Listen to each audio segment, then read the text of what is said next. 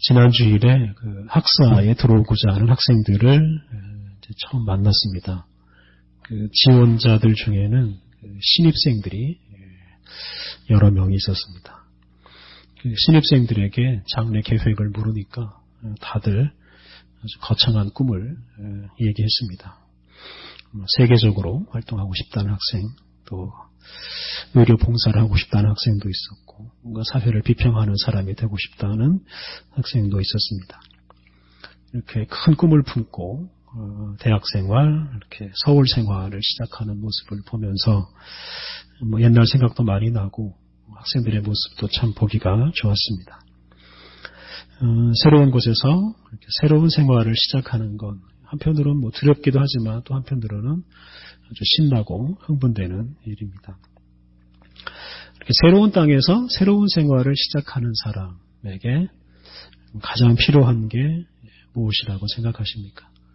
앞에서 말한 이런 꿈이 물론 필요합니다. 꿈을 잘 간직하고 그 꿈을 위해서 정진하는 것이 참 중요합니다. 그런데 그렇게 꿈을 품는 것보다 더 중요한 것이 있습니다. 그건 자기 자신을 잘 지키는 것이라고 생각합니다. 이렇게 서울에 올라오는 사람들 중에 타락하는 사람들이 의외로 많습니다. 서울에는 대한민국에서 가장 재밌는 게 많고 가장 놀거리가 많습니다. 즐길 수 있는 게 너무 많습니다. 그런 거에 빠져서 젊음을 탕진해 버릴 수 있습니다. 그러면 꿈꾸었던 것이 다 무산되어 버릴 수 있습니다. 그런데 꿈을 다 이룬 사람도 사실은 마찬가지입니다. 제 아무리 큰 꿈을 이루고 성공을 한다고 해도 자기 자신을 잃어버리면 다 허사가 되고 맙니다. 최근에 어떤 고위공직자가 그 뇌물을 받고 기뻐하는 그런 전화 목소리를 우리가 TV를 통해서 다들 들으셨을 것입니다. 그렇게 성공한 사람, 그렇게 성공한 사람의 인생, 그게 무슨 의미가 있겠습니까? 자기 자신을 잘 지키는 건 대학 신입생들 뿐만이 아니라 우리들도 마찬가지로 우리가 그리스도인이라는 것을 늘 기억하고 이 그리스도인이라는 이 정체성을 우리가 잘 지키려고 노력해야 합니다.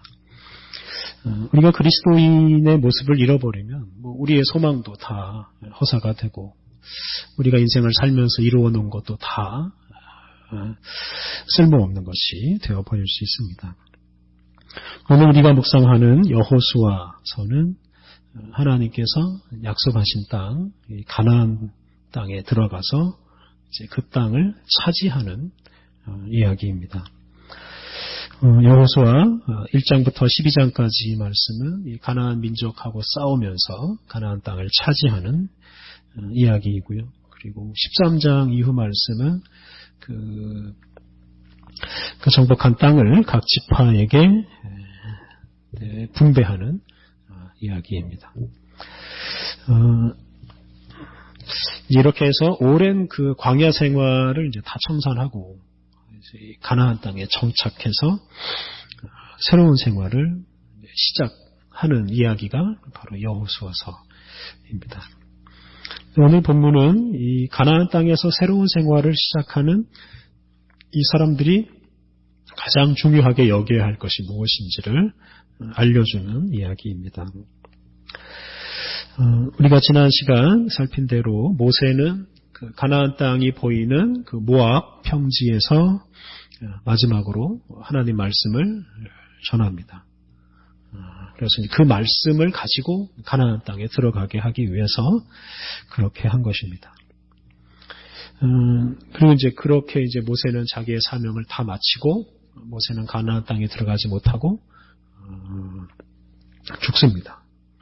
근데 모세가 죽기 전에 지도자로 세운 여호수아, 이 여호수아가 이제 이스라엘 민족을 이끌고 요단강을 건너서 가나안 땅으로 들어갑니다. 그런데 이 가나안 땅은 빈 땅이 아니라 이미 사람들이 살고 있는 땅입니다. 소위 가나안 7족속이 그 땅을 차지하고 살고 있었습니다.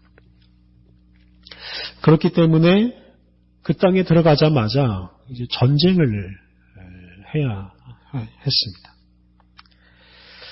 전쟁을 해야 하는데 그 전쟁보다 더 중요한 게 있습니다. 그게 뭐냐면 하나님께서 그 가나안 땅을 주시겠다고 약속하신 것입니다. 조상 아브라함 때부터 하나님께서는 아브라함의 후손에게 그 가나안 땅을 주시겠다고 약속하셨습니다. 그래서 그 약속이 이제 실현되는 겁니다. 그래서 전쟁을 잘 해서 그 땅을 빼앗는 게 중요한 게 아니라 그 가나안 땅을 주시기로 약속하신 그 하나님을 믿고 하나님께 순종하는 것이 더 중요했습니다. 그래서 하나님께서는 가나안을 향해 가는 이스라엘 민족의 지도자 여호수아에게 이런 말씀을 했습니다.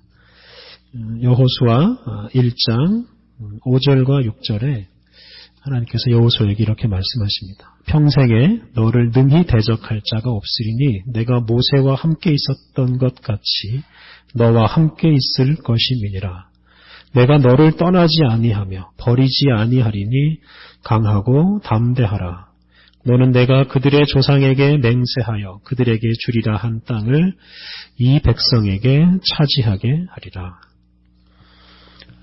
하나님께서 여호수아에게 너와 함께 하겠다. 그리고 이 땅을 너에게 주겠다라고 약속하셨습니다. 그래서 두려워할 필요가 없고 마음을 강하고 담대하게 해서 가나안 땅에 들어가서 그 땅을 차지하면 됩니다. 그런데 가나안 땅을 차지하는 것보다 더 중요한 것이 또 있습니다. 이어지는 여호수아 1장 7절 8절 이런 말씀이 있습니다. 오직 강하고 극히 담대하여 나의 종 모세가 내게 명령한 그 율법을 다 지켜 행하고 우로나 좌로나 치우치지 말라. 그리하면 어디로 가든지 형통하리니 이 율법책을 내 입에서 떠나지 말게 하며 주야로 그것을 묵상하여 그 안에 기록된 대로 다 지켜 행하라.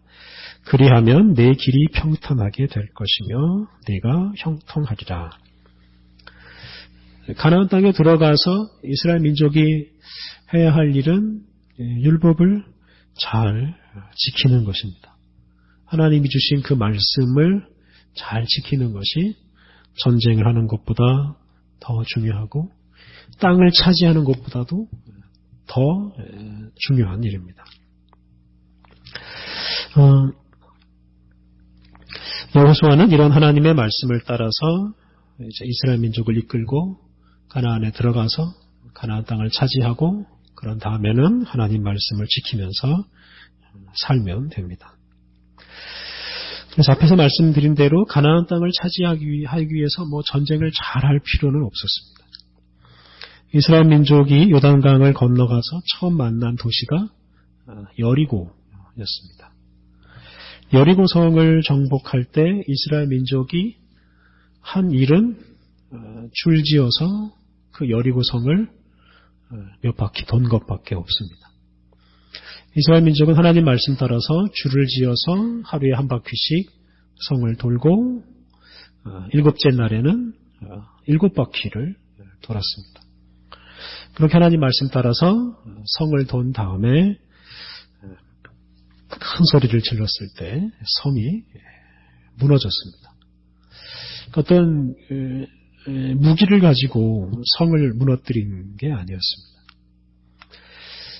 여리고 성이 무너지는 이 사건을 통해서 하나님은 이스라엘 민족에게 당신께서 가나안 땅을 주시겠다 하신 그 약속을 아주 분명하게 보여주셨습니다. 그럼 하나님께서 여리고 성을 차지할 때 꼭 지켜야 할 것을 말씀하셨습니다. 그것은 개인적으로는 어떤 물건도 챙기지 말라 하는 거였습니다. 여리고성은 아주 큰 성이었습니다. 많은 사람들이 거기에 살고 있었기 때문에 그 성에는 재물도 많고 보화도 많고 들어가서 차지할 만한 것들이 많이 있었습니다.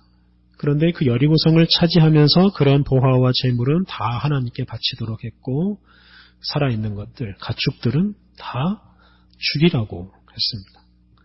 그걸 그 여리고성을 정복하는 것이 어떤 개인의 이익을 위한 수단이 되게 하지 못하게 하기 위해서 그렇게 한 것입니다. 여리고성을 차지하는 과정에서 한 사람도 개인적인 이익을 취하지 못하도록 했습니다. 가나안 땅을 정복하면서 어떤 사람도 개인적인 이익을 취하지 못하게 했습니다. 이건 가나안 땅을 차지하게 하는 목적을 하나님께서 분명하게 말씀해 주시는 겁니다. 가나안 땅에 들어가는 목적이 무엇이겠습니까? 거기에 가서 잘 먹고 잘 살고 부자가 되는 것, 그런 게 아니었습니다. 지난주에 말씀드린 대로 하나님께서는 시내산에서 율법을 주셨고 또 모압 평지에서 다시 한번 율법을 주셨습니다. 그리고 그 율법을 실천하기 위해 필요한 곳이 바로 가나안 땅이었습니다. 그래서 가나안 땅은 하나님 말씀을 실천하기 위해 있는 곳입니다. 하나님께서는 그것을 분명하게 알리시기 위해서 가나안 땅을 차지하면서 얻게 되는 그런 이익들을 다 하나님께 바치도록 했습니다. 다시 말하면 이제 하나님의 그 성소를 위해서 다 사용하도록 했습니다. 그런데 이런 하나님의 말씀을 어기고 개인적인 이익을 취하는 사람이 생겼습니다. 오늘 본문 맨 처음에 나오는 아간이라는 사람입니다. 이 아간이 여리고성을 정복하면서 얻는 그 전리품이라고 하죠. 전리품 중의 일부를 몰래 빼돌려서 자기 몫으로 챙겼습니다. 하나님께 바쳐야 할 그 온전히 바친 물건을 이 사람이 가로챈 겁니다. 그리고 이것 때문에 이스라엘 민족이 다음 전쟁에서는 패배하고 맙니다. 이스라엘 민족이 여리고성을 정복한 다음에 그 다음에 만난 성은 아이라는 성입니다. 근데 아이 성은 여리고성에 비해서 아주 작은 성이었습니다. 그래서 이 군인 2-3천 명만 보내면 충분히 차지할 수 있을 거다, 이런 생각을 사람들이 했습니다. 그런데 이렇게 승리를 확신한 이 아이성 전투에서 이스라엘 민족이 크게 패배하고 맙니다. 그러자 이제 7절 이하 말씀을 보면 이스라엘 민족의 지도자들이 슬퍼하고 원망하면서 하나님께 기도합니다. 7절에 이런 말씀이 있습니다. 슬프도소이다 주 여호와여, 어찌하여 이 백성을 인도하여 요단을 건너게 하시고 우리를 아모리 사람의 손에 넘겨 멸망시키려 하셨나이까. 우리가 요단 저쪽을 만족하게 여겨 거주하였다면 좋을 뻔하였나이다. 여호수아는 하나님께서 말씀하신 대로 가나안 땅 전부를 다 차지할 것이라고 확신하고 있었습니다. 가나안 땅 전체를 하나님께서 주실 것이라고, 하나님께서 그 약속을 지킬 것이라고 확신을 했습니다. 그런데 하나님께서 아이성을 주시지 않은 것 때문에 말하자면 배신감을 지금 토로하고 있습니다. 차라리 요단강을 건너지 않고 그 요단강 동편 땅을 이미 차지하지 않았습니까? 그래서 요단강 동편에서 차라리 살면 더 나을 뻔했다고 말합니다. 괜히 가나안 땅에 들어와서 가나안 민족에게 몰살당할 위기에 빠졌다라고 하나님께 원망을 합니다.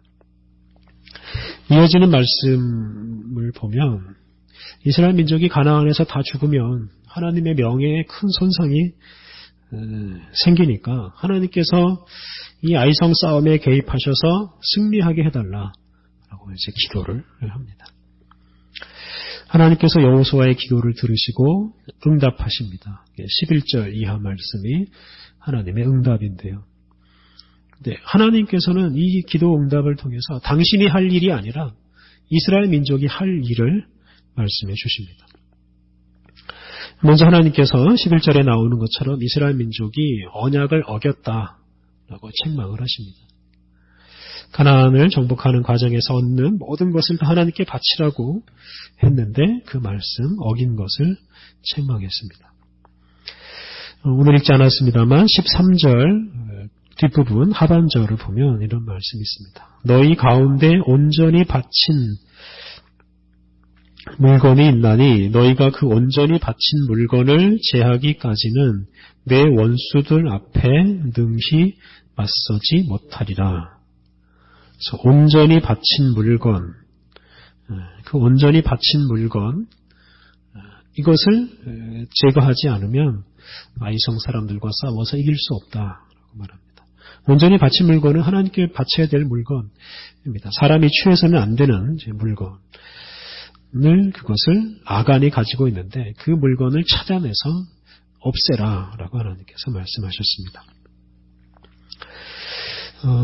그러니까 아이성 전투에서 패한 이유가 바로 이것이었습니다. 이스라엘 민족이 하나님 말씀에 순종함으로써 여리고성에서 승리했습니다. 그리고 반대로 하나님께 불순종했기 때문에 아이성에서는 패배하고 말았습니다. 그래서 하나님께 불순종한 것을 회개하고 그 불순종의 흔적을 제거하지 않는 한 결코 아이성에서 이길 수 없다라고 하나님께서 선언하셨습니다. 이런 하나님의 말씀을 따라서 이제 여호수아가 하나님의 물건을 훔친 아간을 처벌하고 아간이 훔친 것을 다 불살라서 없애버린 후에 다시 이제 전투를 시작해서 아이성을 차지하게 됩니다. 이스라엘 민족은 이 아이성 싸움의 패배를 통해서 하나님 말씀에 순종하는 것이 얼마나 소중한 일인지를 깨달았습니다. 그리고 이 패배를 통해서 그들이 왜 가나안 땅에 들어왔는지 그걸 다시 한번 확인했습니다. 이스라엘 민족은 그 패배를 통해서 자신들은 하나님의 말씀에 순종해야 하는 사람이라는 걸 다시 확인하고 그렇게 살기로 다짐할 수 있게 되었습니다. 그래서 아이성 전투에서 패배한 것은 아주 좋은 일이었습니다. 이스라엘 민족으로 하여금 자신들의 그 본연의 모습, 하나님 말씀에 순종해야 하는 자기 자신의 모습을 되찾게 해 주었기 때문에 그렇습니다. 그래서 적을 물리치고 땅을 차지하고 거기서 잘 먹고 잘 사는 것보다 그 자기가 누구인지를 알고 그 자기 자신의 정체성에 맞게 살아가는 것이 더 중요합니다. 그래서 이스라엘 민족은 그 패배를 계기로 해서 새로워지고 가나안 땅에서 살 준비를 조금 더 잘 하게 되었고 그리고 이제 마침내 그 가나안 땅을 다 차지하게 됩니다. 여호수아 후반부에는 이제 그 땅을 각 지파에게 배분하는 이야기가 나옵니다. 가나안 땅을 차지하고 각 지파에게 땅을 배분하는 것, 여기까지가 그 여호수아에게 주어진 사명이었습니다. 그래서 여호수아는 이제 그 사명을 마치고 세상을 이제 떠납니다. 그런데 여호수아가 세상을 떠날 즈음에 이제 마지막으로 남긴 말씀이 여호수아 마지막 장 24장 말씀입니다. 이제 가나안 땅을 차지하고 본격적으로 이제 가나안 생활을 이제 시작해야 하는 이제 그런 때인데요. 여호수아가 백성들을 세겜이라는 곳으로 다 모이게 합니다.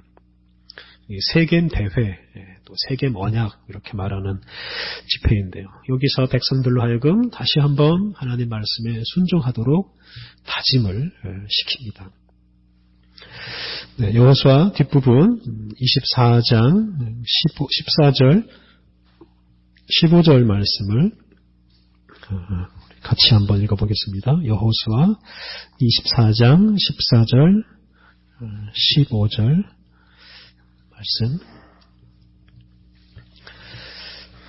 네, 여호수아 24장 14절 15절 같이 읽겠습니다. 시작. 그러므로 이제는 여호와를 경외하며 온전함과 진실함으로 그를 섬기라. 너희의 조상들이 강 저쪽과 애굽에서 섬기던 신들을 치워버리고 여호와만 섬기라. 만일 여호와를 섬기는 것이 너희에게 좋지 않게 보이거든 너희 조상들이 강 저쪽에서 섬기던 신들이든지 또는 너희가 거주하는 땅에 있는 아모리 족속의 신들이든지 너희가 섬길 자를 오늘 택하라. 오직 나와 내 집은 여호와를 섬기겠노라. 그래서 여호수아가 세상을 떠나면서 하나님과 이 가나안 땅의 신들 중에서 하나를 선택하라 라고 말합니다. 그리고 자기가 먼저 앞서서 자기와 자기의 가족은 오직 하나님만 섬기겠다 다짐을 합니다. 이 가나안에서 새로운 생활을 시작하는 사람들에게 누구를 섬길 것인지를 선택하도록 여호수아가 권면하면서 오직 하나님만 섬기겠다고 자기가 먼저 다짐합니다. 그리고 백성들이 이어서 다짐을 합니다. 여호수아 24장 16절 백성이 대답하여 이르되 우리가 결단코 여호와를 버리고 다른 신들을 섬기기를 하지 아니하오리니 이러면서 세겜에 모인 이스라엘 백성들이 하나님만 섬기겠다 이렇게 다짐을 합니다. 여호수아가 이렇게 백성들로 하여금 하나님만 섬기며 살겠다라고 다짐하게 한 후에 세상을 떠납니다. 여러 차례 말씀드린 대로 하나님은 이스라엘 민족으로 하여금 당신이 주신 그 율법을 실천하게 하시기 위해서 가나안 땅을 주셨습니다. 가나안 생활을 본격적으로 시작하는 이스라엘 민족은 이것을 명심해야 했습니다. 하나님께서는 그걸 명심하게 하기 위해서 아이성을 차지하는 과정에서 패배하게 하셨습니다. 그리고 여호수아는 세상을 떠나기 전에 백성들로 하여금 하나님만 섬길 것을 다짐하게 했습니다. 하나님의 말씀에 순종해야 하는 사람이라는 것을 항상 명심하고 가나안에서 살아갈 때 그때 비로소 하나님의 뜻을 이룰 수 있고 또한 하나님의 백성답게 살아갈 수가 있었습니다. 아브라함이 갈대아 우르에서 그 자기가 섬기던 신을 버리고 하나님 부르심을 따라서 가나안 땅으로 오면서부터 이스라엘 민족의 역사가 시작되었습니다. 그리고 아브라함의 후손이 번성해서 그 가나안 땅에 자리를 잡고 살기까지 늘 하나님께서 함께 하셨습니다. 이스라엘 민족의 그 역사의 처음과 끝에 하나님이 계셨습니다. 이스라엘 민족의 역사를 시작하게 하신 분이 하나님이시고 가나안까지 인도하신 분도 하나님이십니다. 그래서 이스라엘 민족이 하나님을 버리면 그 이스라엘 민족의 어떤 그 정체성이 다 사라져 버리고 그들의 삶도 무의미해져 버립니다. 오늘 우리들이 그리스도인으로 사는 것도 마찬가지입니다. 하나님께서 우리를 부르셨기에 우리가 우리 신앙의 이런 여정을 시작했고 또 우리가 지금까지 하나님의 인도하심을 따라서 왔습니다. 앞으로도 하나님의 우리를 인도해 주실 것입니다. 이런 우리를 인도하시는 주님의 인도하심을 따라서 우리가 살아갈 때 주님께서 우리를 부르신 그 목적이 이루어지고 우리가 하나님의 영광스러운 자녀로 또 하나님 나라를 상속할 사람으로 성장해 가게 될 것입니다.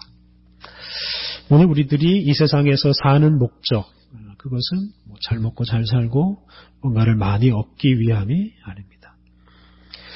우리가 어디서 어떤 모양으로 살든지 관계없이 우리가 하나님을 섬기는 사람으로 살아갈 때 우리를 불러주신 그 하나님의 뜻을 우리가 이룰 수 있고 또 하나님 나라 백성으로 성장해 갈 수 있습니다. 우리가 이 땅에서 사는 목적 다시 한번 우리의 마음에 새기고 이 목적 우리가 이 목적을 잃지 말고 하나님 백성답게 늘 살아감으로써 하나님께 영광을 돌리는 주님의 자녀로 살아가시기를 바랍니다. 우리 함께 기도하시겠습니다. 우리를 주님의 자녀로 불러주시고 지금까지 주님의 이름을 부르며 살게 하신 하나님 감사합니다. 하나님, 지금까지 우리를 인도해 주신 주님을 날마다 바라보며 살게 하옵소서. 우리가 한눈 팔지 않고 주님의 말씀을 따라 살게 하옵소서. 우리 인생의 목적을 분명히 알고 늘 하나님께 순종하는 사람으로 살게 하옵소서.